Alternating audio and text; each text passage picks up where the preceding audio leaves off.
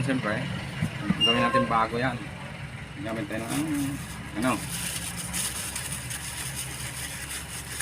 foam. Tapos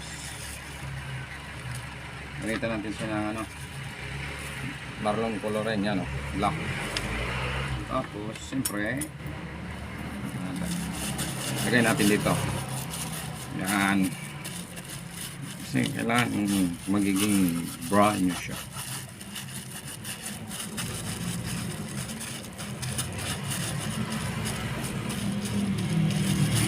Papansin nyo yung mga ganitong sapatos, basta leather talaga, may ibabalik natin sa dati. Pag leather na ibabalik sa dati, may tsura kaya natin ibalik. Pero pag mga synthetic, wala na, magbakbak na yung tela na lalabas. Mapapakinabangan mo man siya, kaso nga lang tela na lalabas. Hindi tulad nitong leather, tiyan mo, parang brand new lang siya diba? Parang brand new lang. Alam mo, kakabili mo lang. Iba pa talaga yung mga sinaunang sapatos ba? Yung mga talagang gaya nito, hindi naman total yung sinauna. Ibig sabihin, nung araw kasi walang synthetic. Nung araw pagalingan ng shine ng mga ganito, mga ganitong sapatos. Pagalingan nung araw, shine. Gawin, ibabalik mo sa dati. Ngayon, wala na. Marami ng sapatos ngayon synthetic. Made in, alam mo na, diba? Yan natin ituloy yun. Baka ano pa tayo.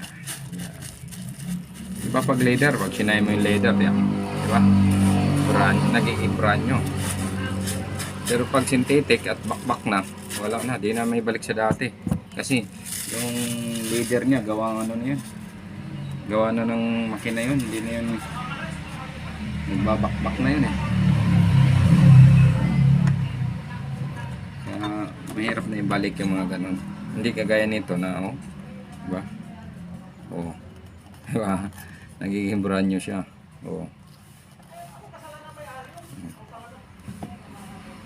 Diba? Ngayon siyempre kaya natin ang biton. Bibitonin natin para ito,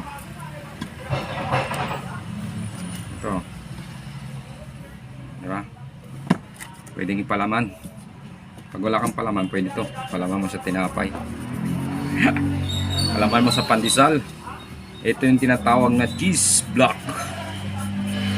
Diba? Karamihan ng cheese, puti, dilaw. Ito, to, black cheese. Pwede mo siyang ipalaman. Hindi. Igaganon nyo po. Yan, punas. Paikot. Yan. Para siya. Ito kasing cream natin. Siya, ito yung humaharang sa pag nabasa yung leather mo. Yan, dumudulas lang, hindi niya sisip-sipin, lalong tumitibay ang leather.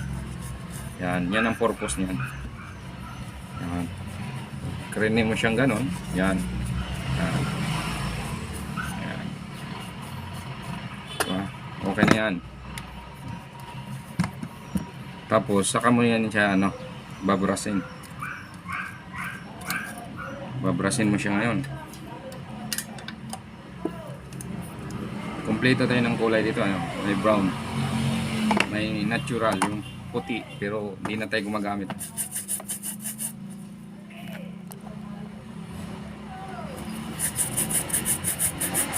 Tapos yung lagyan, ibabrush nyo siya ng ganito.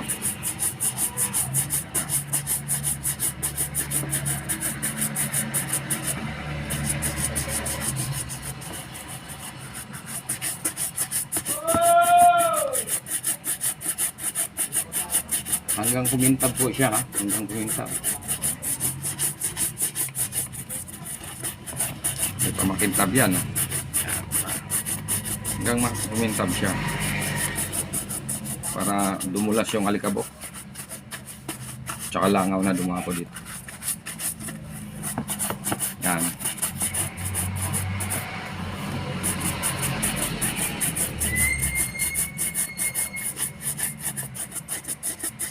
Diba? Ang purpose ng cream.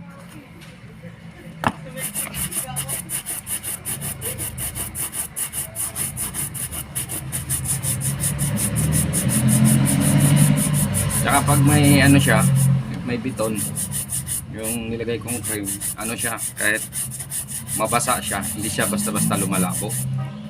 Oh, hindi siya lumalabo basta-basta. Kintab pa rin siya. Pag yung liquid lang, okay naman yung kung tutusin. Pero, ano yun, pag nabasa, wala yun. Pang ano lang natin yung pang kulay lang. Bumalik lang sa dati.